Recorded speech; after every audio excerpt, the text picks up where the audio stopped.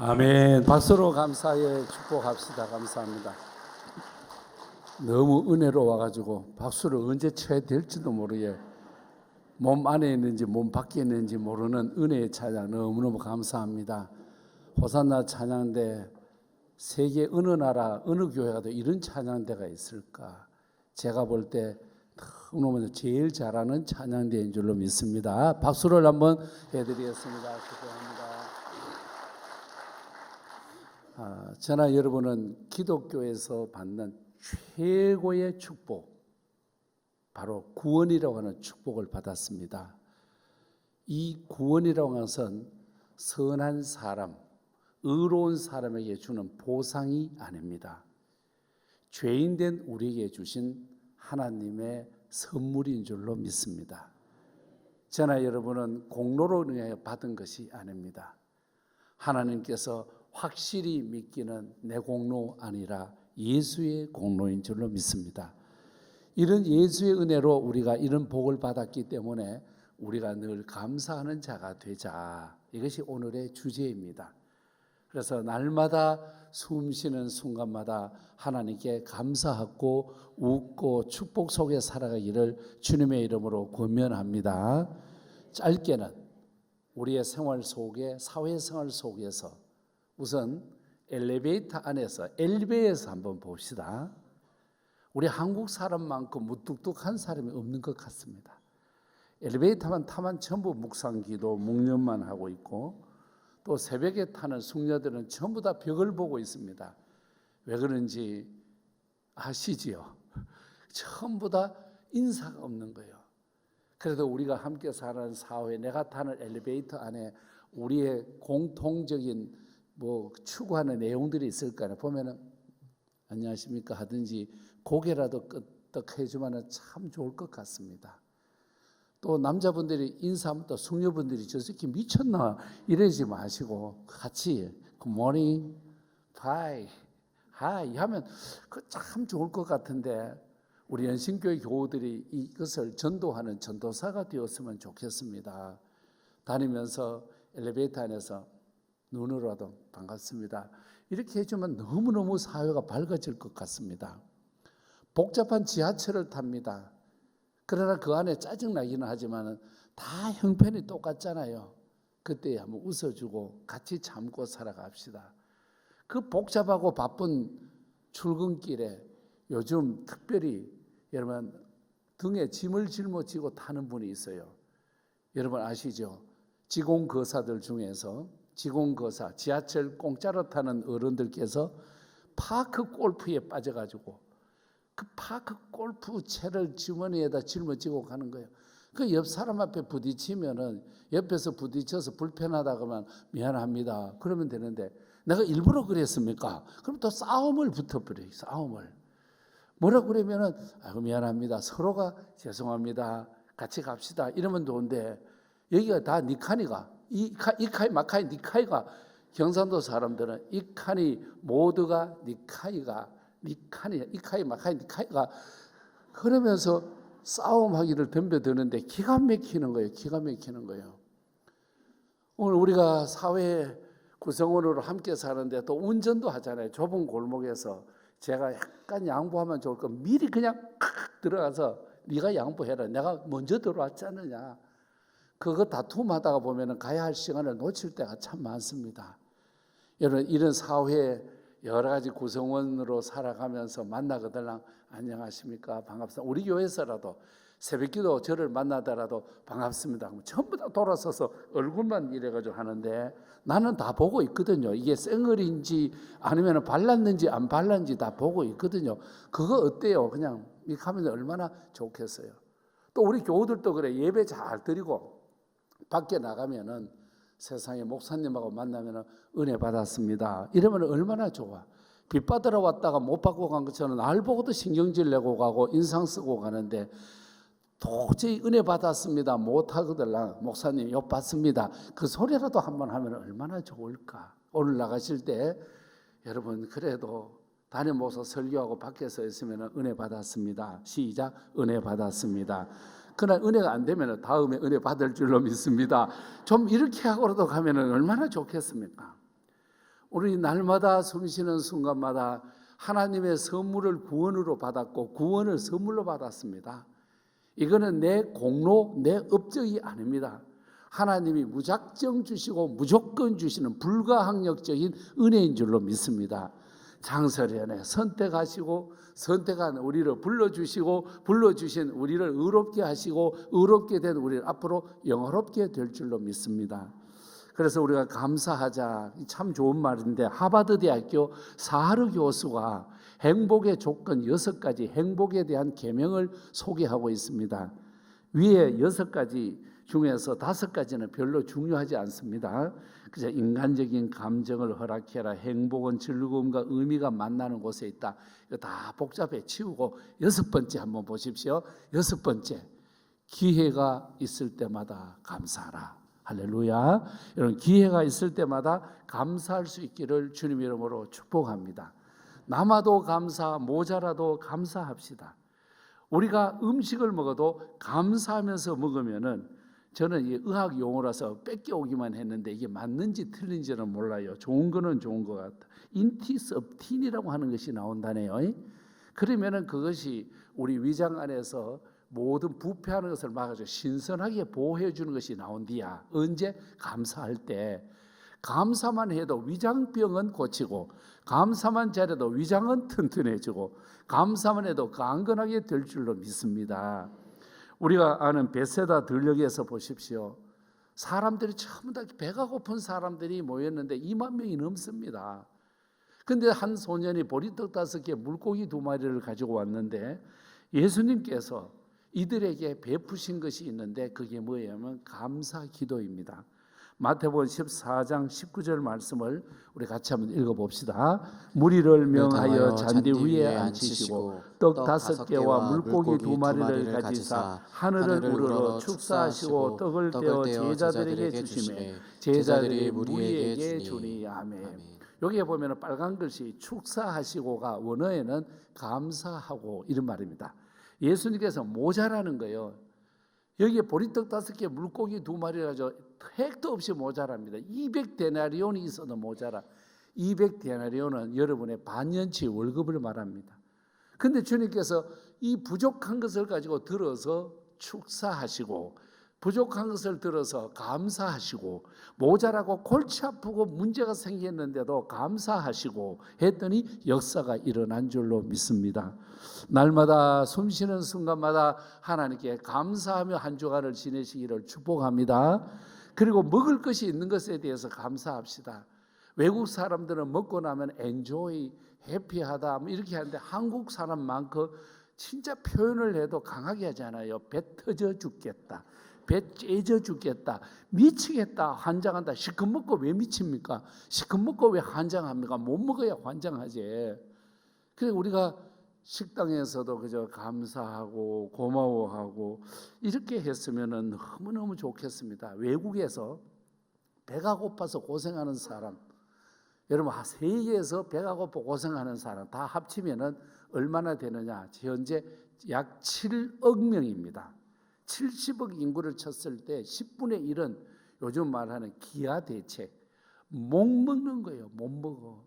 근데 우리는 참 먹을 것이 많고 하니까 먹는 것을 가지고 그냥 먹지 말고 그저 감사할 수 있기를 주님 이름으로 축복합니다. 보리밥도 감사하고 돼지고기도 감사하고 닭고기도 감사하고 소고기도 감사하고, 여러분은 찬밥에다가 물 말아가지고 풋고추를 된장에 찍어 먹어도 감사할 수 있기를 축복합니다. 감사하는 것이 우리에게 있어야 되고, 그 다음 감사해야 될 것이 뭐냐면은 우리에게 자녀들을 주신 것 감사하고 앞으로 자녀를 더 많이 주실 것을 감사합시다. 창세기 말씀을 우리가 지켜야 하거든요. 이 세상을 다스리고 창조하신 하나님께서 우리에게 복 주시려고 주신 말씀이 있습니다. 창세기 1장 28절 말씀입니다. 하나님이 그들에게 복을 주시며 하나님이 그들에게 이르시되 생육하고 번성하여 땅에 충만하라, 땅을 정복하라, 바다의 물고기와 하늘의 새와 땅에 움직이는 모든 생물을 다스리라 하시니라. 아멘.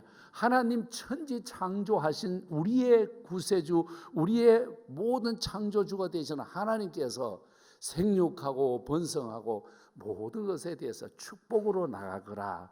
근데 이 말씀을 받아가지고 이대로 해야 되는데 여러분 대한민국이 이대로 받지 않아서 지금 저출산 때문에 인구 절벽 때문에 모두 고민하고 있습니다. 어쩌면 지난날 국가 정책에서 하나님을 생각을 한 번만 했더라면 생육하고 번성하고 땅에 충만하라 이 말씀을 한 절만 누가 기억해도 참 좋았을 것 같습니다. 우리가 연도별로 보면은요, 연대별로 보면은 저출산, 인구 출산 때문에 포스터를 만든 게 여러 가지가 있습니다. 먼저는 1960년대에는 우리가 어떻게 했나 저렇게 그림이 나왔습니다. 저 표를 보십시오. 덮어놓고 나타보면 거짓골을 못 면한다. 이게 60년대 이야기입니다. 너무너무 많이 나와가지고 그때 베이비 부머 시대에 많이 나오니까 걱정했는데 하나님이 책임져 주실 것을 우리가 괜히 걱정해서 거짓골 못 면한다고 애를 적게 낳자 그러거든요. 많이 낳아도 되거든요. 우리 아버지는 이웃집 14남매 12남매 낳고 그런데 우리 아버지는 부부싸움을 하도 해가지고 9밖에 못 낳았습니다. 그런데도 그 9남매가 이제는 어른이 다 됐잖아요. 이제는 형제 자매가요 친구가 되었습니다.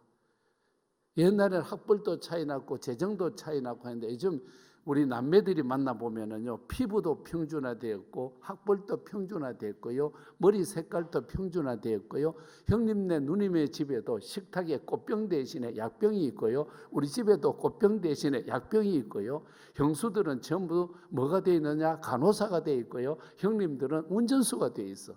그런데도 구남매가 이제는 어른이 되어지니까 대화가 되는 거예요. 그때 9남매 적기는 하지만은 여러분 그래도 친구처럼 지내니 생각해보면 60년대 덮어놓고 나타보면 거짓골을 못 면한다. 괜히 그 말을 해가지고 지금 이런 일이 온 것 아닌가. 70년대는 우리 대한민국에서 뭐라고 부르짖느냐. 딸 아들 구별 말고 둘만 낳아 잘 기르자. 참 우리가 산하 정책을 하면서 하나님의 창조 섭리와 축복의 섭리를 인간이 스스로 가로막았는 것 아닌가. 80년대는 가관이 아닙니다.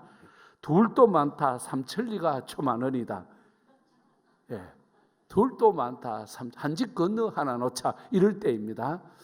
그때도 우리가 더 많이 애들을 낳아서 낳기만 하면 하나님이 뭐를 미겨도 먹여서 살리는데 그지요. 참 80년대는 이런 정책을 가지고 둘도 많다고 떠들었지 않습니까? 90년대에 가니까 이렇게 부르짖었습니다.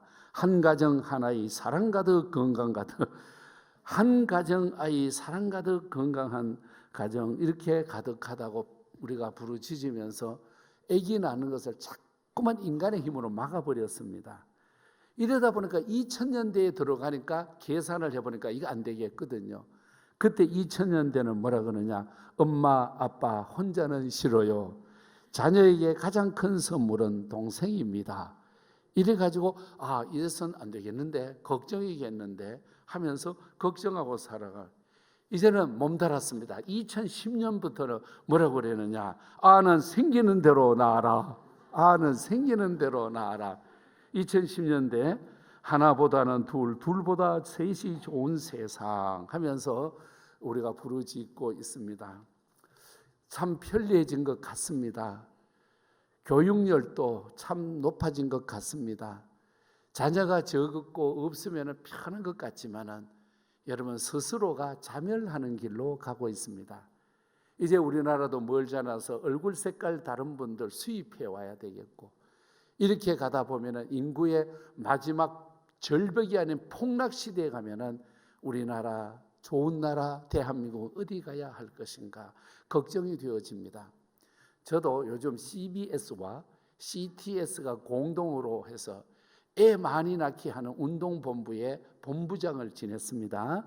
지금은 부본부장으로 됐습니다. 지난 금요일 날 국회의원도 몇 분 오시게 하고 대통령 비서실도 오게 하고 정부의 귀한 분들을 모셔서 CTS 강당에서 출산 장려 막 부르짖었거든요. 저도 그 앞에서는 같이 부르짖었는데 이렇게 앉아서 생각해 보니까 아이고 애도 못 낳는 것들이 전부 다 와가지고 떠들고 하네. 무대 위에 보니까 애 놓을 사람 하나도 없어. 그런데 아이고 저것들이 지금 뭐 안 얻는다고. 저 마음에는 출산 정책 성공하기 위해서는 30대 40대에다가 돈을 들어가지고 거기서 뭔가 해야 되지. 여러분 우리가 담배 피우면 나쁘다고 하는 흡연 금연 광고비가 나가잖아요. 홍보 250억 나갑니다. 250억. 이제 담배 그만 피우라고 담배는 막 그림도 이상하게 그려가지고 무섭게 만들어 놨잖아요.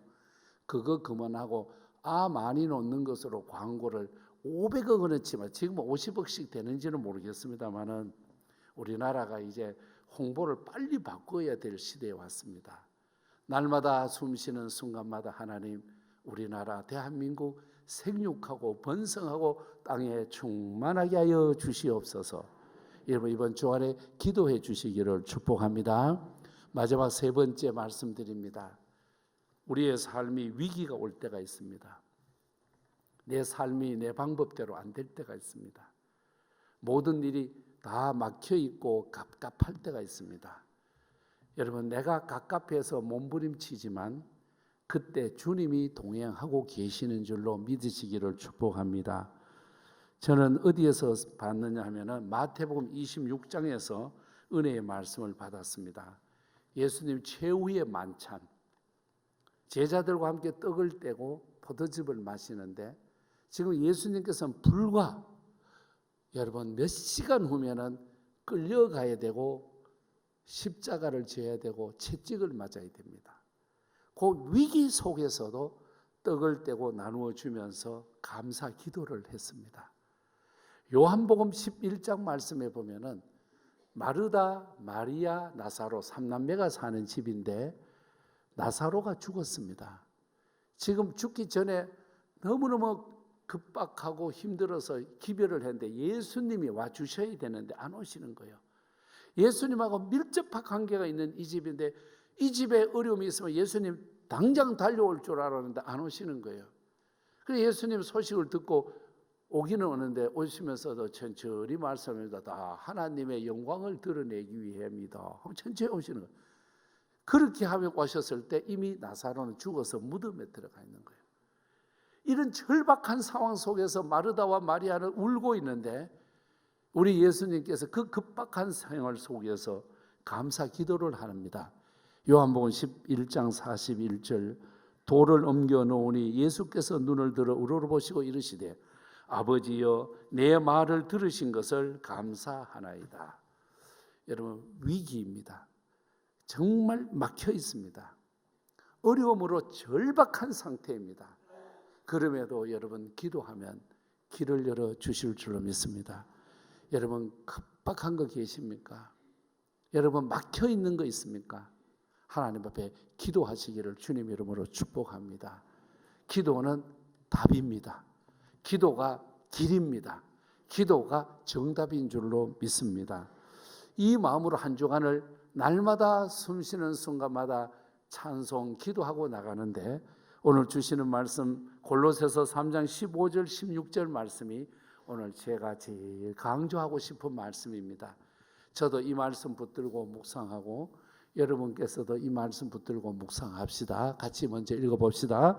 그리스도의 평강이 너희 마음을 주장하게 하라. 너희는 평강을 위하여 한 몸으로 부르심을 받았나니 너희는 또한 감사하는 자가 되라. 그리스도의 말씀이 너희 속에 풍성히 거하여 모든 지혜로 피차 가르치며 권면하고 시와 찬송과 신령한 노래를 부르며 감사하는 마음으로 하나님을 찬양하고 아멘.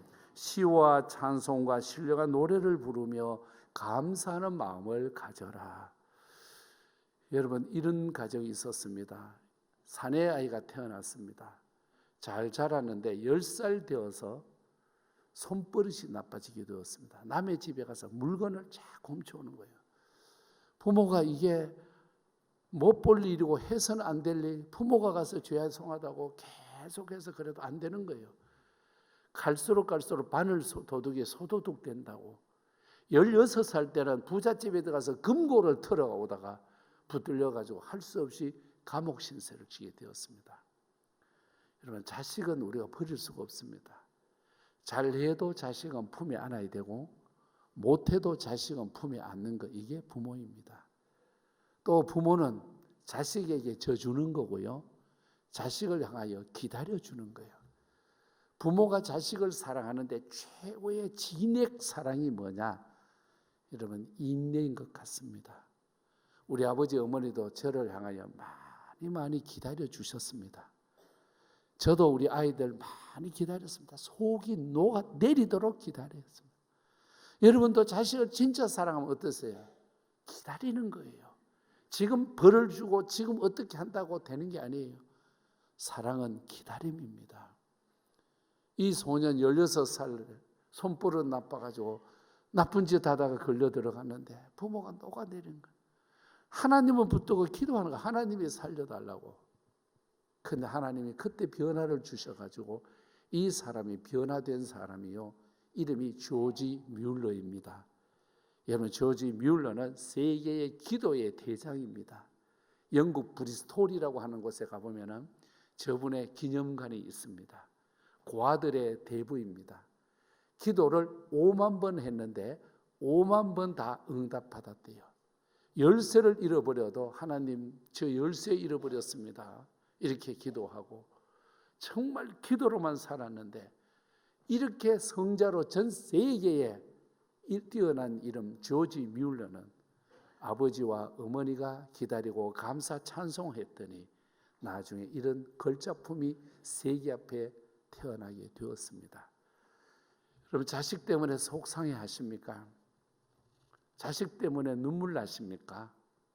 아이들 때문에 몸부림치십니까? 기도하시기를 축복합니다. 전부 다 자식 없는 사람만 와가지고 아멘을 안 하시네. 자식 있는 분만 해보실래요? 여러분, 자녀를 위하여 축복 기도하시기를 주의 이름으로 축원합니다. 다 있구만요, 이 자식이.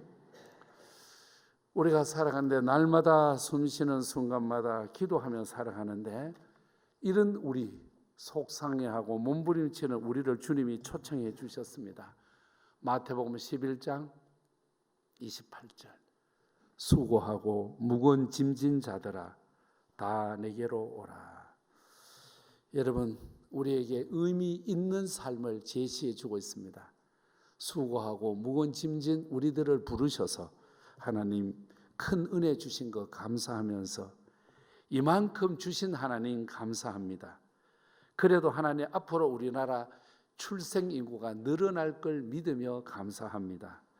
삶의 위기 속에서도 감사하게 하여 주옵소서. 날마다 때마다 날마다 숨쉬는 순간마다 우리 주님께 찬송하고 기도하는 저와 여러분들 될 수 있기를 주님 이름으로 축원합니다. 하나님 감사합니다. 수고하고 무거운 짐진 자들아 다 내게로 오라고 하셨습니다. 아버지 하나님 앞에 나왔습니다. 자유를 주옵소서, 평강을 주시옵소서. 날마다 때마다 숨쉬는 순간마다 주님을 찬송하고 기도하게 하여 주시옵소서. 성령 하나님, 우리를 도우사 진정한 그리스도인으로 살게 하시고 사람과 의논하지 않고 주님과 의논하게 하여 주옵소서. 세상의 것 붙들지 않고 십자가 붙들게 하여 주시옵소서. 예수님 이름으로 기도하옵나이다. 아멘.